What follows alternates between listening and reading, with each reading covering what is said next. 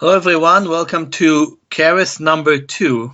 We are not probably going to have a third video, so we will try to shove a lot information into this one. Well, let's continue pretty much from last time. Well, we said that Keres is the only player in history to beat 9 world champions.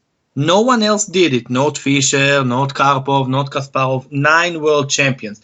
He have a plus score against Capablanca, a nice plus score against Alekhine, +4, a plus score against Oiva, and minus score against Botvinnik, even score with Smyslov, but he beat him also, and he beat Botvinnik. He beat Tal, quite a big plus score. With Petrosian, 3 wins, 3 losses, and 30 draws. Speaking about Russian conspiracy, okay, we will discuss it later. With Spassky, he minus score but few wins, and with Fischer, -1, very few games, 10 games, 3 wins, 4 losses. 9 world champions he had managed to beat. Okay, obviously not when all of them were world champions and so on, but still unmatched achievement in history. He also has one of the highest scoring as a grandmaster. We kept mentioning this and that, yet he never got a chance even to play the world championships. But looking from that, he would probably have the great chances in 2 occasions. One, if he had played against Alekhine, somewhere, I don't know, let's say after the AVRO tournament. He has a +4 score against Alekhine, 5 wins, 1 loss. Alekhine was not at his peak at that time, and it looks like he would have a very, well, at least decent chances to win. The other time might have been in the early 60s, where he failed to qualify by half a point. We will discuss it, playing against Botvinnik that, well, lost that cycle in 1963 to Petrosian that won the candidate. Let's touch a little bit statistics, numbers, and then we will get to chess. What if I told you that in one of the candidates tournament, one of the players would finish with 18.5 out of 28. That's a +9. Okay, that's no joke, +9 in the candidates. Just think about in last London tournaments, Carlsen and Anand, with what plus they won the tournament. Okay, it was about half the round, but still, +9.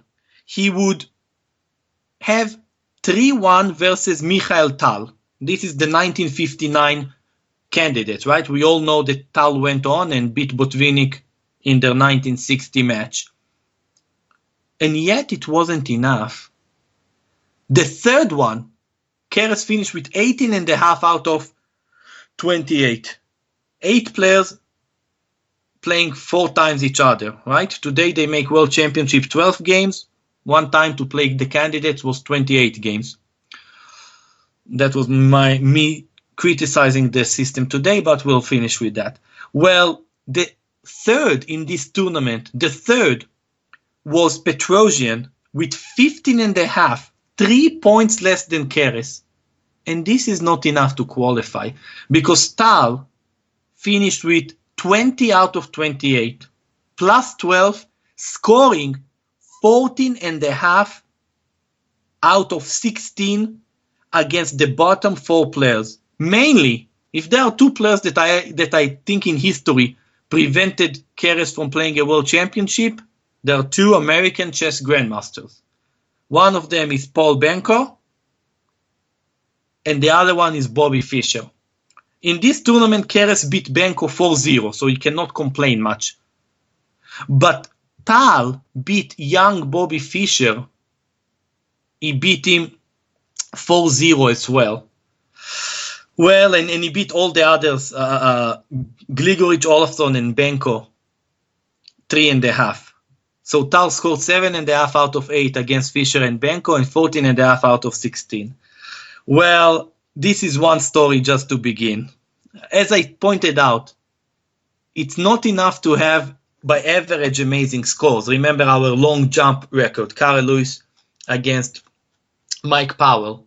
You need to have one great shot, one great jump in the right moment.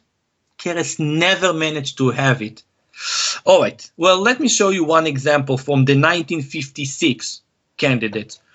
It's a tournament that, okay, not very impressive by Keres, by any standard. It was won by Smyslov, that went on to win the World Championship in 1957. Little bit history. I think that the first prize in that tournament was 5,000 Swiss francs, okay, $5,000. This is to win the candidates in 1956. I don't think today you will manage to get Anand and Aronian and all those to play for first prize 5,000. Anyway, and not getting to adjusted inflation. But Smyslov finished with